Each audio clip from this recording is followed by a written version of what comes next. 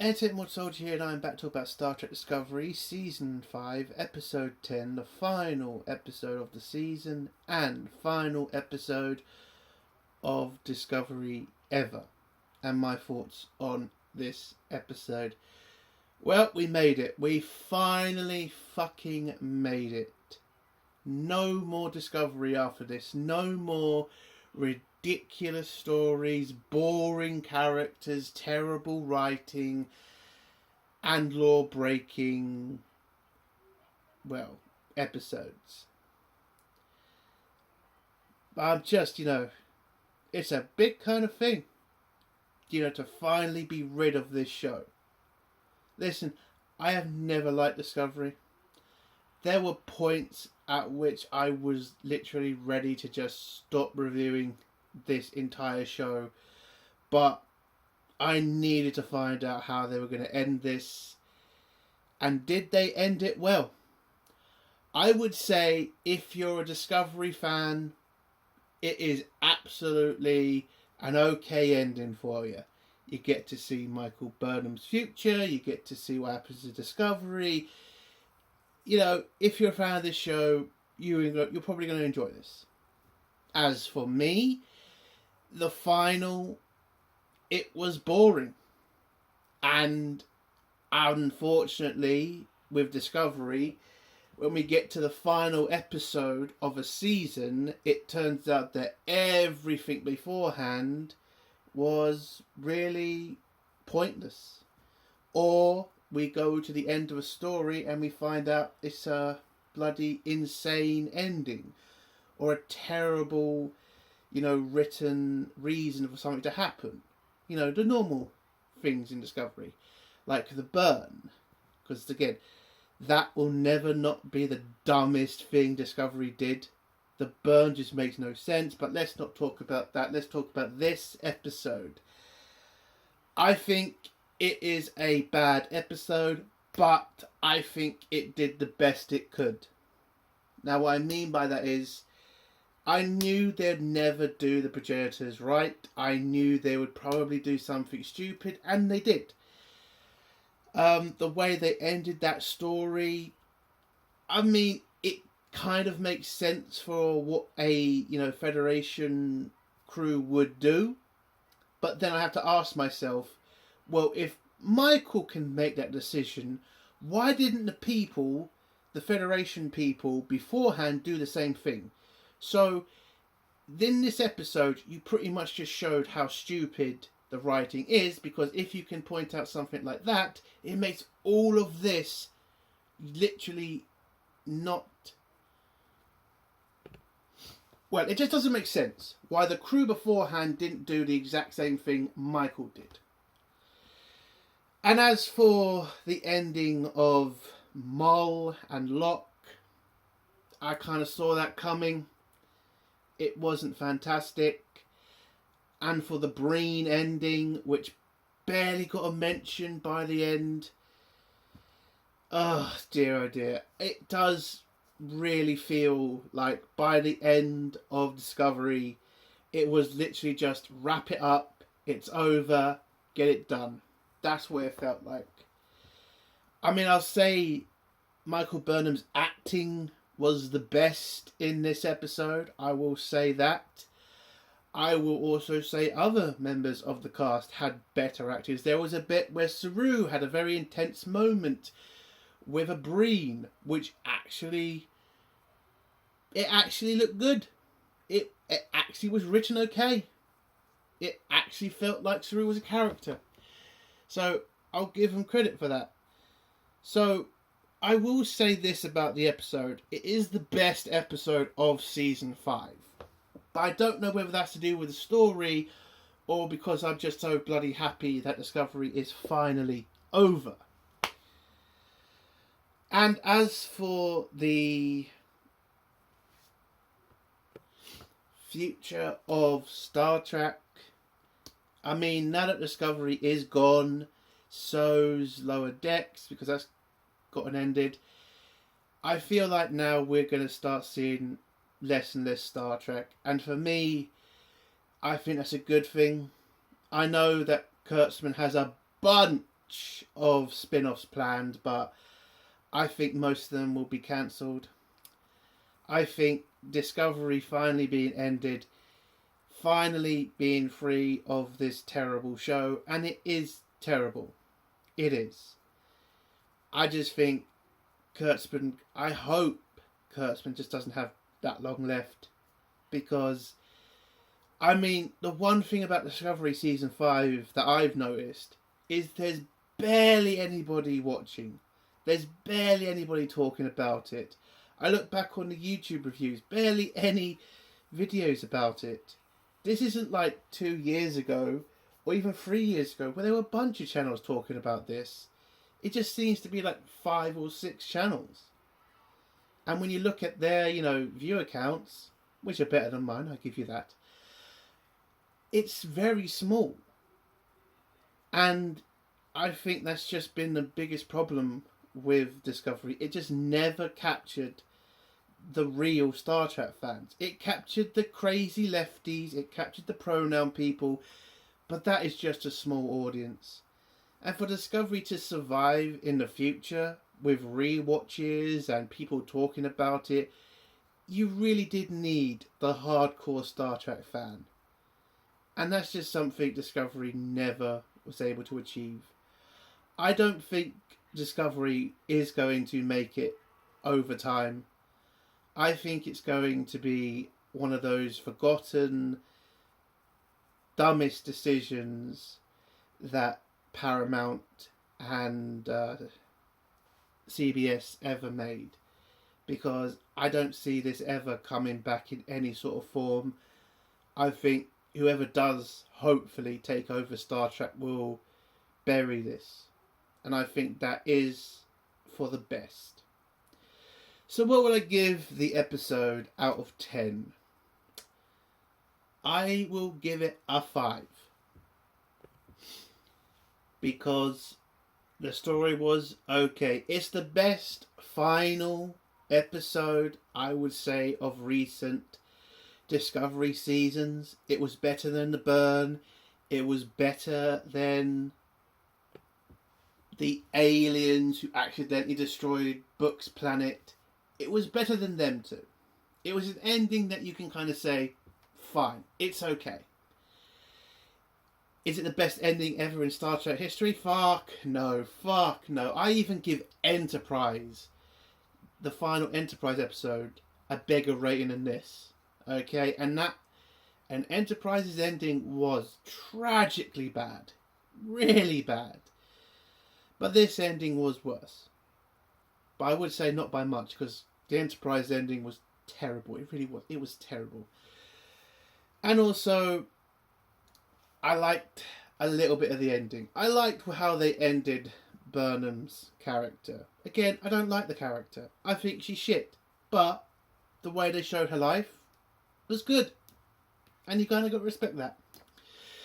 So, 5 out of 10. Let's get into spoilers now. If you don't want to hear spoilers, leave in 3, 2, 1. So, episode starts off from last week where Michael jumped through the portal and ended up in this weird place. The Progenitor's, laboratory, I think what somebody said. But anyway, so Michael Byrne does a bunch of scans. The planet doesn't really make sense. Different scans for different areas. Apparently, gravity doesn't work the same way as on a normal planet. So Michael also then sees a sun at the end of the room. Again, it's a very confusing area. So she goes for a walk around. She then touches some invisible wall that pulls her up. And then throws her down into the pit underneath the room. By the way, I will give credit for the CGI on the room. It actually did look interesting. And I would say, as for like a progenitor, creating, species kind of room, it looked great. I will give it that. So Michael gets thrown into this pit and then is attacked by one of the Breen that went through before her. They have a big fight with each other. Then a hurricane comes through And whilst they're both clinging on for dear life, the Breen decides at this moment to keep the fight going. And then Michael releases the guy, and then he just gets blown away. Apparently dies. Michael then asks the computer about, how long the storm's going to last. And the computer says it's going to end in about 5 seconds. It does. And then we get a kind of really stupid scene where Michael figures out how to use wind to climb back up to the Progenitor room. I don't know how she figured this out. She just did. Jumped on a rock, then jumped on air, and then used the weird gravity in this place to fly back up to the Progenitor room. And when she gets up there, she gets attacked by another Breen, and while she's ducking for cover, Moll comes in and kills the Breen. Don't know why she has to do that, since isn't she in command of these Breen people? Because apparently she also got attacked herself by one of the Breen. So the Breen turned on Moll. Never explained. Don't know why.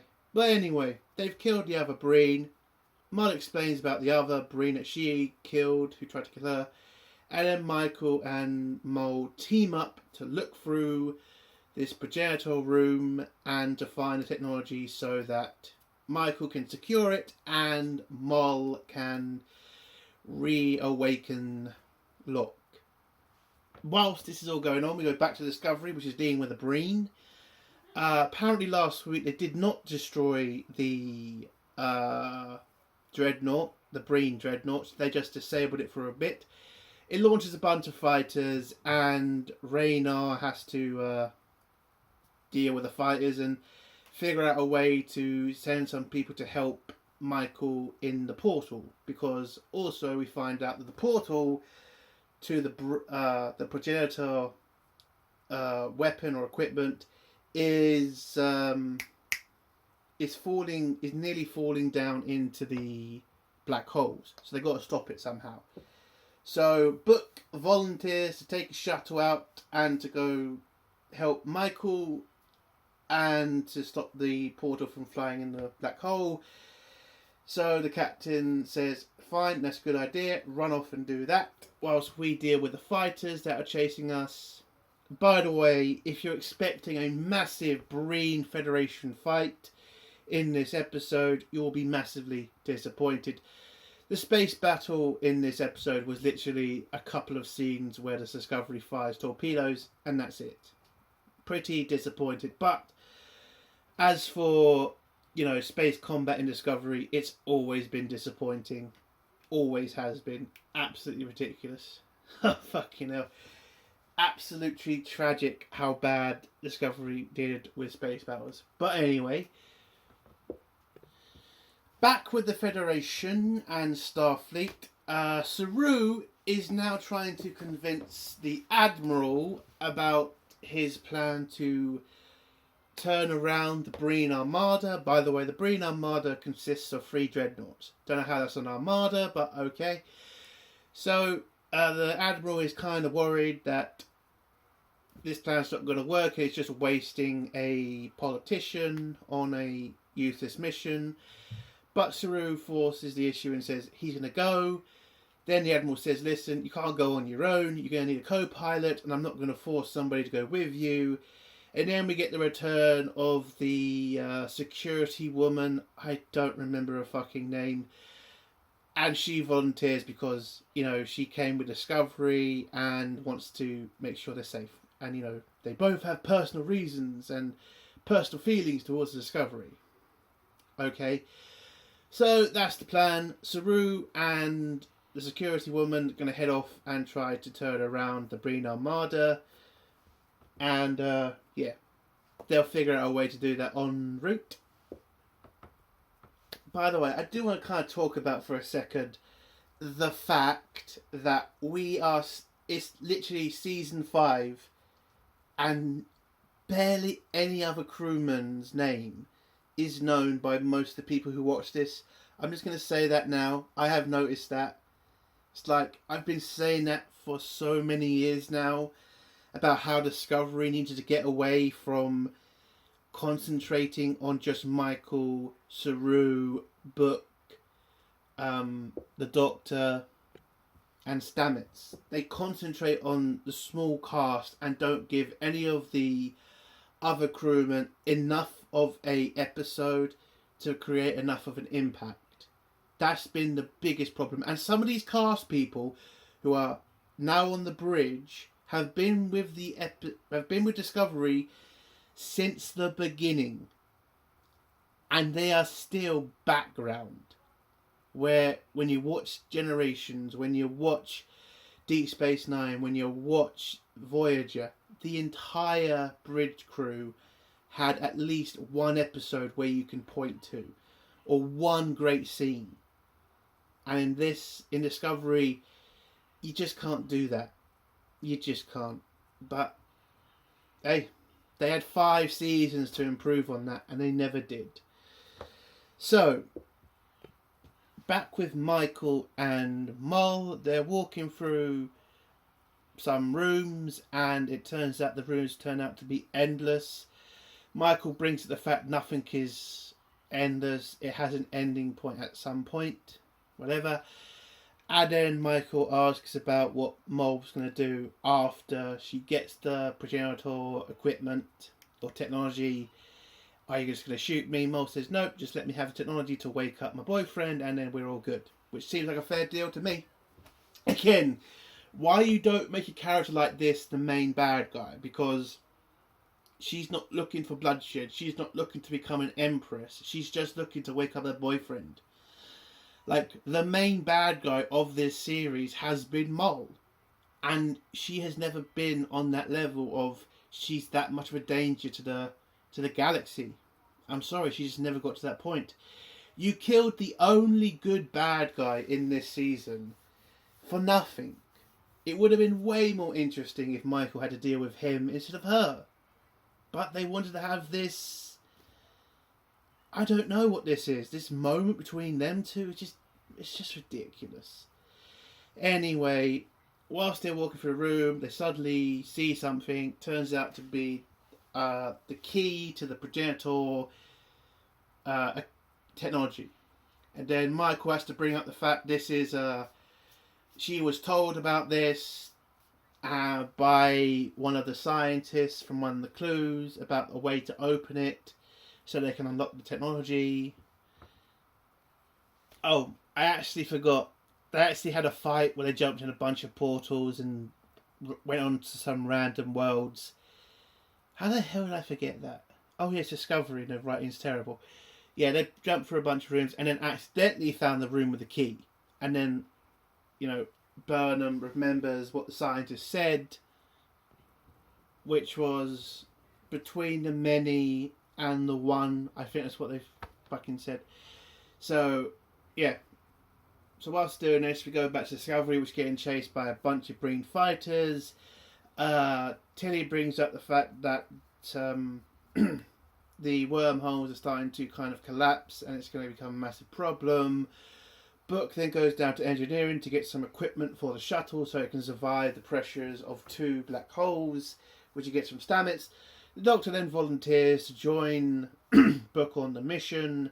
Stamets kind of gets worried because that is his husband at the end of the day. He doesn't want to see him get killed again.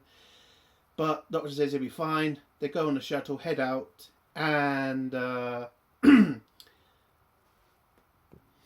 Raynar has to figure out a way to destroy all of the Breen fighters because the Discovery cannot handle them all, and trying to shoot one by one will take too long.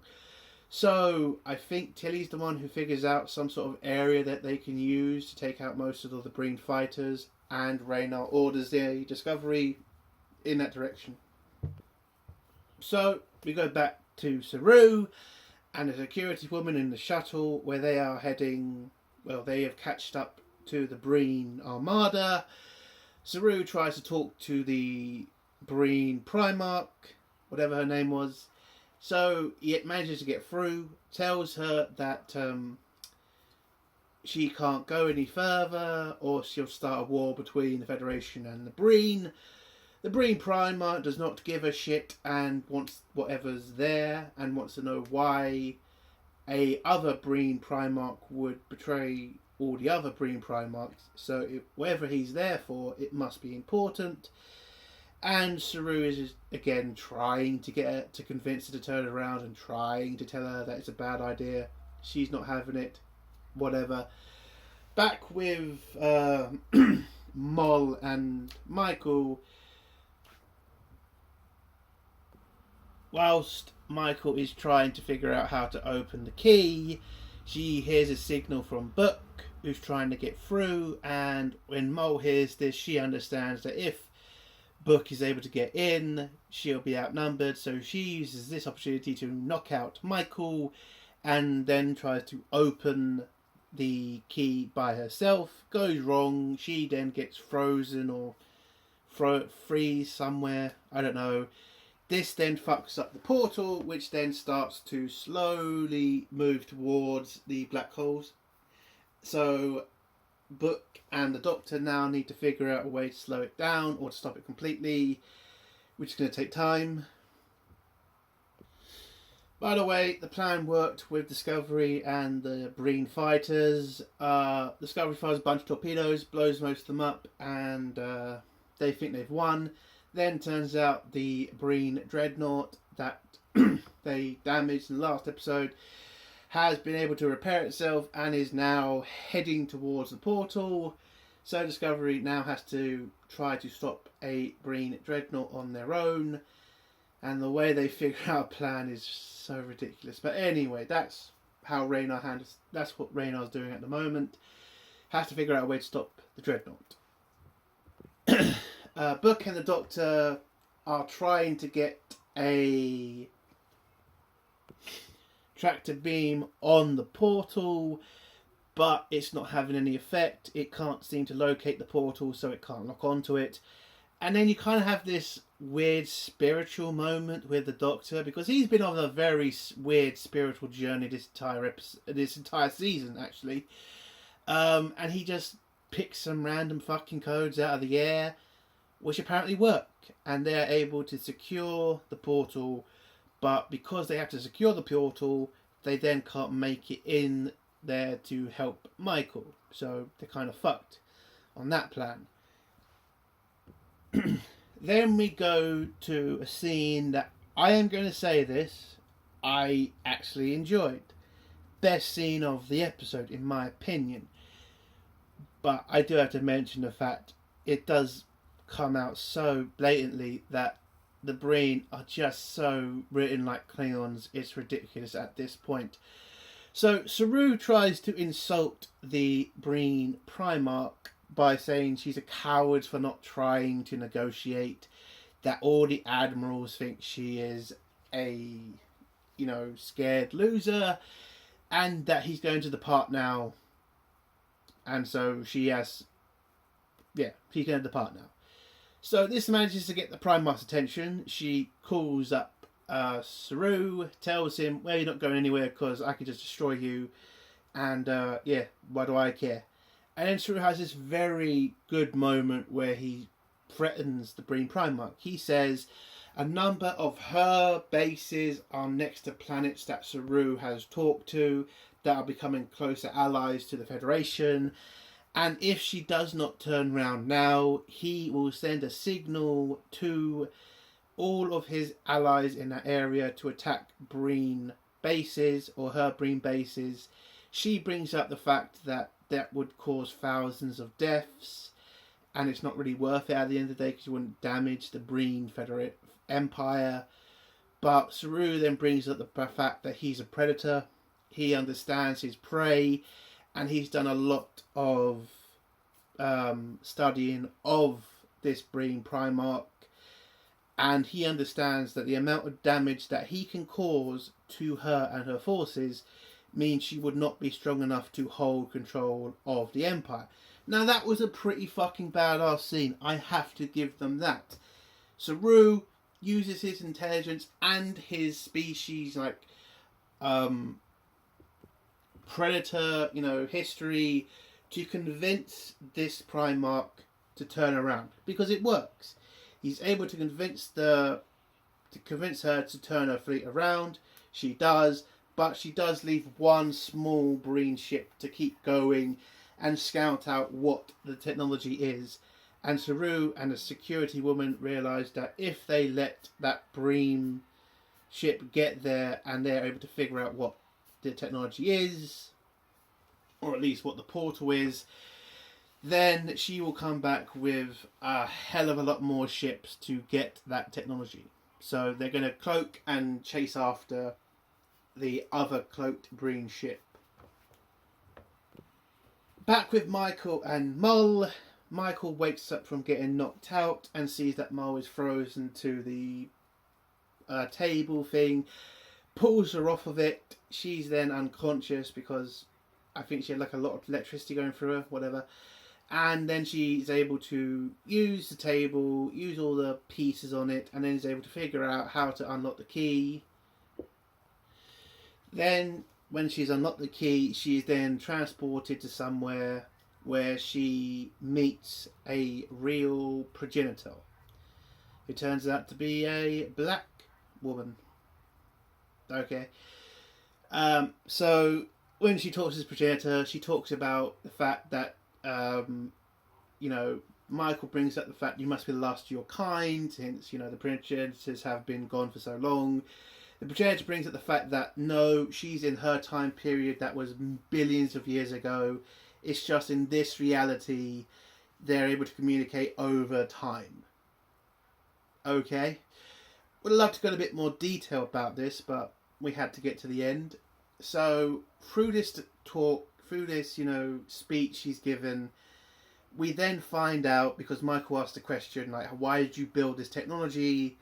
And we find out, no, the progenitors did not build this technology. It turns out the progenitors lived in a galaxy on their own. And when they found this technology and saw how powerful it was, they decided to make the galaxy, and I'm not making this shit up, more diverse of species.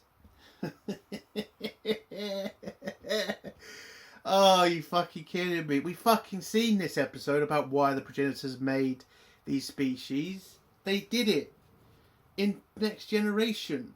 They wanted to make a difference. They were a dying species. They wanted to leave their legacy to their children. That's why they made other races. There was no fucking, well, we wanted to make diversity. That was never the plan.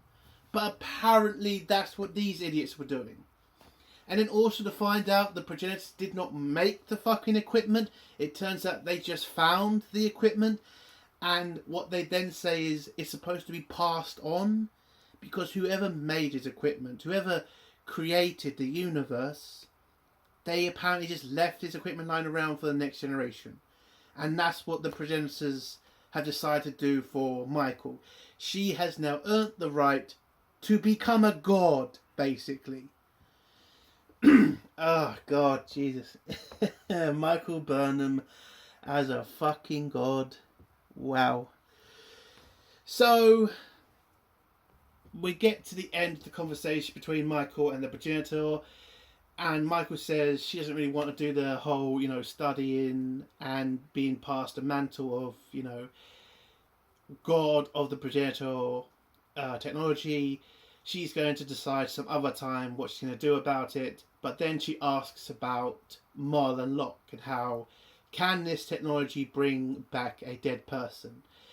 Turns out, no, it can't bring back a dead person, but it can create a carbon copy of that person. But it wouldn't have the mind or memory of the previous person. So it doesn't work. So when Michael finds this out, she says goodbye to the progenitor. The progenitor says she will wait for her to come back to, study the technology. They then get sent back to, reality. Michael does. And she picks up Mull, tells Mull about the fact, yeah, all this shit you've been doing to kind of get back Locke. Yeah, not going to work.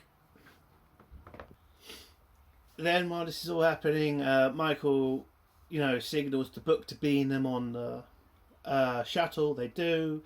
And then whilst we then go back to Discovery, where Raynar is then told, Raynar comes up with a plan. which is, can Discovery use its jump drive or spore drive to transport the two, because at this point the other Breen ship arrives being chased by Saru. Can they use the spore drive to transport the Breen ships somewhere else? At least far enough that they will never get back to the Breen Empire in time to tell them about the technology in time. And Tilly says, no, that's impossible. Stamets says the same thing, but they end up saying, well, it is possible at the end of the day, and then that's the plan. So Discovery heads towards the Dreadnought. It then is able to succinct with it, and then uses the spore drive to transport both Breen ships somewhere else. Alive, because that was they're not going to kill them, so because of Starfleet. So they use a spore drive, they transport the two Breen ships somewhere else, and then Michael and the shuttle arrive back on Discovery, where Michael tells the crew about what she found, but then she says the technology is too dangerous for the Federation to have on its own. It's a technology that shouldn't be given to one race. It should not be given to anybody. It's just too powerful. So we've been trying to find the Progenitor's technology for the entire season. So what do you think Michael does? She throws the portal into the wormhole and then says a stupid speech of, maybe one day somebody else will find the technology, but it's just not for us at this time. And that's the end of the Progenitor story. She finds the technology and throws it away. And then says some line of, maybe the Progenitors are still out there, even though they themselves have even said that they're gone. God fucking knows who was writing this part of the episode. So, they've won. The day is done. They head back to Starfleet. We have a touching moment between Mull and Locke. Not Locke. Mull and Book. Where they leave as friends. Turns out Mull's going to be okay, because in the next scene, Michael then talks to the spy guy, who tells her, yeah, every file on the Progenitors and the Red, mission, all classified and will never be opened again. He then talks about Mull, who'll become one of his agents apparently, and then whilst they're in this talk with each other, Burnham is able to figure out that this spy guy isn't real, or at least he isn't from this time period, because when you look at his back, you see all of the captains that have lived before Michael, Cisco's baseball, and I think a couple of other things from other captains. Yeah, so Michael is able to somehow figure out from all this that he is also a Red Notice, that he is something secret. I mean, the fact he's a spy who's literally secretive, okay, it's not that much of a fucking leap. But yeah, turns out his name is something different and he comes from a different kind of enterprise. I think he's a spy agent, not a spy agent, a time agent. And that's been his mission this entire time, to just look after the timeline, I think. But yeah, they have a handshake with each other whilst they both introduce each other to each other with his real name. And then we go a few weeks later to Saru and the Vulcan woman's wedding, where it turns out the Vulcan woman is now the president of the Federation. So we deal with the wedding stuff. Michael and Book have a special moment between each other, where it turns out that Book's sentence is now over, so he's now free, and him and Michael have a kiss, whatever, and then we go into Michael's future. She wakes up in some really nice house, by the way, and turns out it's been a very long time. She's got white hair now, she's very much older, and she's now an admiral. And Book comes in with some coffee, with some different kind of shit. I don't know what it's fucking called. And Michael tells Book about it's a very important day because it is the day of the decommissioning of the USS Discovery. And she's very worried about, she's very sad about this. It's been a very long time. She's a very fulfilling life, blah, blah, blah, blah, blah. She then goes out ready to wait for her transport, which is a shuttle. She then meets up with some deer that she knows. And then the shuttle arrives, turns out to be piloted by her son, who is now a captain. They have a family moment between each other, Book, Michael and the son. And then Michael taps, her badge and goes into her admiral uniform. They beam up to the shuttle. The son asks questions about, how to be a captain, and Michael gives him some advice about the crew having their own stories and are not just, a crew, they're a family, whatever. They arrive back at Starfleet headquarters, where you can see they've built some more towers, I think. So the Federation has got bigger under Michael Burnham. They then see Discovery, and Discovery's having a repaint, and they have decided to reconnect the nacelles of Discovery. Michael then beams on to Discovery, talks to the computer one last time, and explains the final mission to her, which is, this is not just a decommissioning, this turns out to be a red order, so they're leaving Discovery somewhere to be picked up by somebody else. And Michael has a nice goodbye scene with the computer, and then you have the goodbye scene between the entire cast, because they bring back Deadmore and the other woman who have been missing for a long time to have this little goodbye thing with Michael. Michael gives them all hugs, it's all celebrations, blah, blah, blah, blah. And then Michael takes the ship out and heads off to leave Discovery somewhere for somebody else. And that's how Discovery... Oh, it also gets a nice little parade of starships and shuttles, so it can fly through. It then jumps to where its next mission is going to be. And that's how Discovery ends. I think for a final episode, it was okay. I did like the ending. I think at least the end scene where you see them say goodbye to each other. Again, if you're a Discovery fan, this is going to be a fantastic episode to you. For me, it was just okay. It's not the worst final Discovery's ever had. It's probably the best. But for me, now that it is over, I just have to say, thank God. Discovery has been a disaster. It has been a mistake of a series. It should never have been made, and it should never have gotten to 5 seasons. This should have been cancelled after season 1 and ended after season 2. This should never have gotten this far. I don't see a future for this show. I doubt you'll ever see it mentioned again. I think a lot of people who will try to defend this will eventually stop watching. And I don't... Again, it does seem tragic for the cast. They did put work into this. I get it. But, yeah, Discovery, you were a dumb show that needed to go sooner rather than later.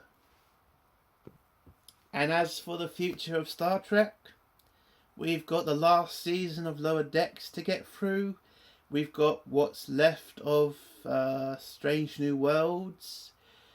I think that will be getting cancelled soon. And yeah, hopefully we're now coming to the end of the Kurtzman time. And hopefully somebody else can take over and just fix Star Trek. Bring Star Trek back to what it used to be 10 years ago. Where it had a strong fan base. Where it had compelling, incredible episodes. And fantastic stories and casts. I think that now Discovery is gone, the future is going to be very bright for Star Trek. Yes, we still have to deal with the Kurtzman spin-offs. Yes, we've still got Lower Decks and Strange New Worlds to deal with. But we're seeing an endpoint now to Kurtzman. We're seeing, hopefully, the end of terrible Star Trek. Hopefully. And that's all I can hope for. So, episode 5 out of 10. The series as a whole, I will give it a 5 as well. It's not a great series. I didn't want to know about the Breen, but it was a better season than the last season and the Burner season, so I'll give them that. And that's the end of my review. If you like this review, give it a like. If you dislike this review, give it a dislike. And if you like my content, do think of subscribing. And if you have a comment, leave it below, and I'll try to get back to it. Entertainment Mode Soldier. Bye.